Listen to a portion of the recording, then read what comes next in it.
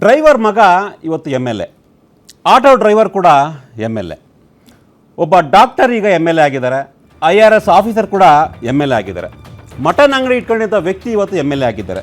ಇದೆಲ್ಲವೂ ಕೂಡ ಆಗಿದ್ದು ತಮಿಳುನಾಡಿನ ಒಂದು ಡೆಮಾಕ್ರಸಿಯಲ್ಲಿ. ವಿಜಯ್ ನೋಡಿಕೊಂಡು ಇವತ್ತು ತಮಿಳುನಾಡಿನ ಜನ ಒಂದು 108 ಶಾಸಕರನ್ನು ಗೆಲ್ಲಿಸಿದ್ದಾರೆ. ಯಾರೋ ನಿರೀಕ್ಷೆ ಮಾಡಿರಲಿಲ್ಲ ತಮಿಳುನಾಡು ರಾಜಕಾರಣದಲ್ಲಿ ಇದೆಲ್ಲ ಬದಲಾವಣೆ ಆಗುತ್ತೆ ಅಂತ. ಬಟ್ ಆ ಒಂದು ದೊಡ್ಡ ಮಟ್ಟದ ಬದಲಾವಣೆ ಆಗಿದೆ. ಮಾಧ್ಯಮ ಆಗಿರ್ಬೋದು ಅಥವಾ ಇನ್ಫ್ಲೂಯೆನ್ಸರ್ಸ್ ಆಗಿರ್ಬೋದು ಅಥವಾ ರಾಜಕೀಯ ವಿಶ್ಲೇಷಕರಾಗಿರ್ಬೋದು, ಎಲ್ಲರೂ ಕೂಡ ವಿಜಯ್ ಸೀರಿಯಸ್ ಪ್ಲೇಯರ್ ಅಂತ ಯಾರೂ ನಿರೀಕ್ಷೆ ಮಾಡಿರಲಿಲ್ಲ. ಚುನಾವಣೆ ಘೋಷಣೆ ಆದಾಗ ಅಥವಾ ಒಬ್ಬಂಟಿಯಾಗಿ ವಿಜಯ್ 234 ಕ್ಷೇತ್ರ 233ರಲ್ಲಿ ಸ್ಪರ್ಧೆ ಮಾಡಿದರು. ಈ ಸ್ಪರ್ಧೆ ಮಾಡಿದಾಗ ಯಾವುದೇ ರೀತಿಯ ಅಲಯನ್ಸ್ಗೆ ಒಳಗಾಗದೆ, ಮೈತ್ರಿ ಮಾಡ್ಕೊಳ್ಳದೆ, DMK ಜೊತೆ ಹೋಗಿಲ್ಲ, AIDMK ಜೊತೆ ಹೋಗಲಿಲ್ಲ, ಒಬ್ಬಂಟಿಯಾಗಿ ಚುನಾವಣೆಯನ್ನು ಎದುರಿಸ್ತೀನಿ ಅಂದಾಗ ಎಲ್ಲರೂ ಕೂಡ ನಗಾಡಿದ್ರು ಕೂಡ.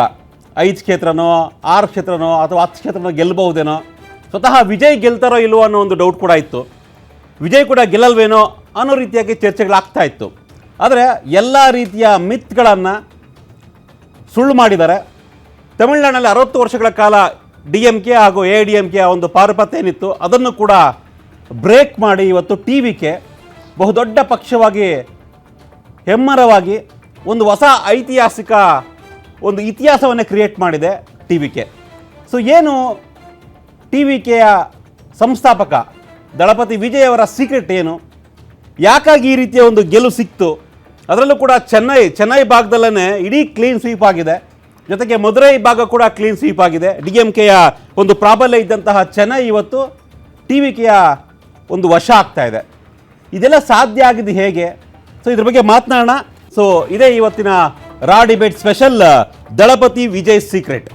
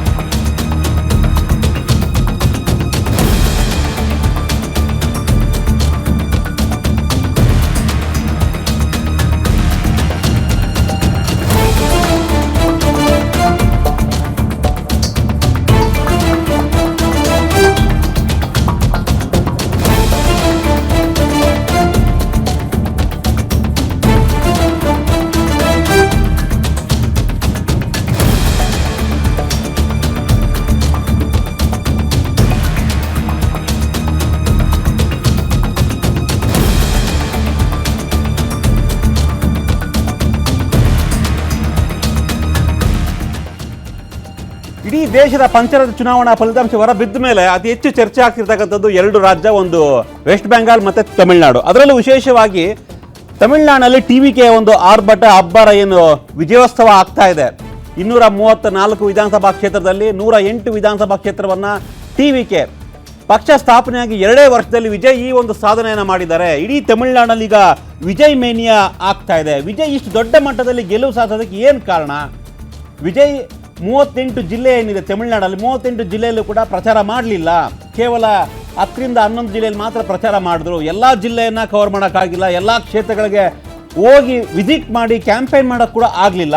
ಸಾಕಷ್ಟು ಜನ ಚರ್ಚೆ ಮಾಡ್ತಾ ಇದ್ರು. ತಮಿಳುನಾಡಿನಲ್ಲಿ ಏನು TVK ಅಭ್ಯರ್ಥಿಗಳಿದ್ದಾರೆ, ಅಭ್ಯರ್ಥಿಗಳ ಹೆಸರು ಕೂಡ ಗೊತ್ತಿಲ್ಲ. ಮತದಾರರಿಗಾಗಿರ್ಬೋದು, ಮಾಧ್ಯಮದವ್ರಿಗಾಗಿರ್ಬೋದು, ಅವ್ರ ಹೆಸರು ಗೊತ್ತಿಲ್ಲ, ಅವ್ರ ಮುಖ ನೋಡಿಲ್ಲ. ಆದರೂ ಕೂಡ ಏನು ಧೈರ್ಯ ಇವ್ರಿಗೆ, ಯಾವ ರೀತಿ ಚುನಾವಣೆಗೆ ಸ್ಪರ್ಧೆ ಮಾಡ್ತಾ ಇದ್ದಾರೆ?